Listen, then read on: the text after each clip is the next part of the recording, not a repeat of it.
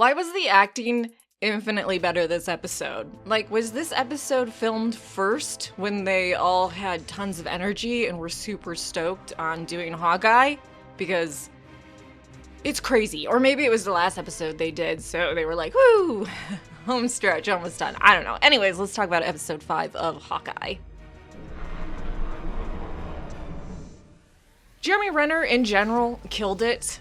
In my episode 4 review, which is going to be super duper late, really sorry. Also, I'd imagine I'm releasing this review before the episode 4 one. So if you see the episode 4 one come out after this one, that's why. Anyways, Jeremy Renner absolutely killed it. I wish this Hawkeye we saw this episode, we saw all throughout the Marvel movies. It was so natural. He comes across way better and wittier and put together and daddy vibes and all that than what they tried to do in the actual MCU movies. And I know that's not necessarily Jeremy Renner's fault. It's, the writing, the director, or whatnot, but I love the Hawkeye we saw this episode. I will never complain about seeing more screen time with Ronan. That costume is just magnificent. Also, I'm really glad when he was fighting Echo, they showed that Clint would have won if he wasn't holding back and not wanting to actually kill her. I kind of felt like because we do the whole girl power, I guess would be the best way to say it, I guess in a nice way, because I don't want to trigger some people with certain terminology. And because she's getting her own show, I thought they would have her best Clint, and then he gets rescued by Kate Bishop. But the fact that it clearly showed no, he would have whooped her ass was 10 out of 10. Love it. Thank you, Disney. There's a bad habit lately of pissing on male characters in order to make female characters look better. And I know we're not supposed to use the term female anymore, apparently, but I'm going to. Screw you. Kate Bishop's actor was phenomenal.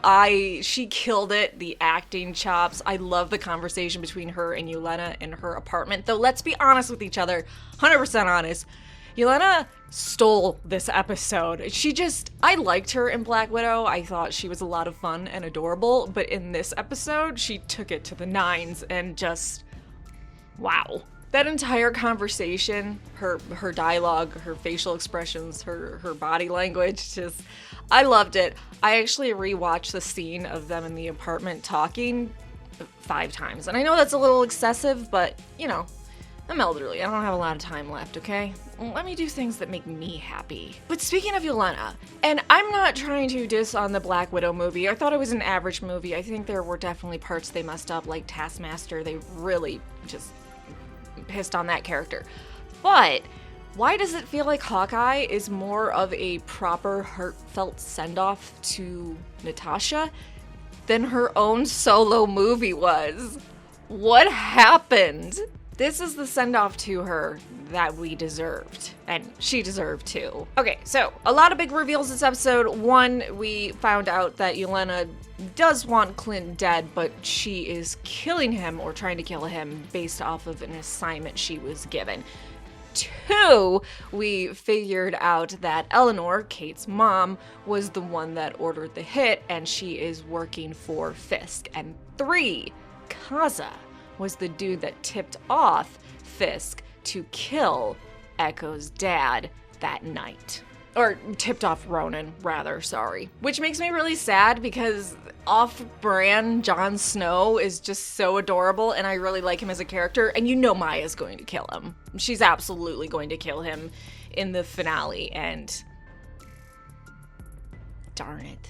And it's just not because he's eye candy, okay? I just think he's a reasonable lieutenant. He's not like psychotic, super mustache twisting evil dude. I like him. I do wonder if Yelena's gonna go through with trying to kill Clint now that she knows who hired her, which is kind of weird because we were kind of led to believe with the after credits scene of Black Widow that, okay, Vale showed her this person killed your sister and that she was gonna go get revenge because of that. But it sounds like, no, she had to be paid an assignment to do it. So is she still gonna go through with it?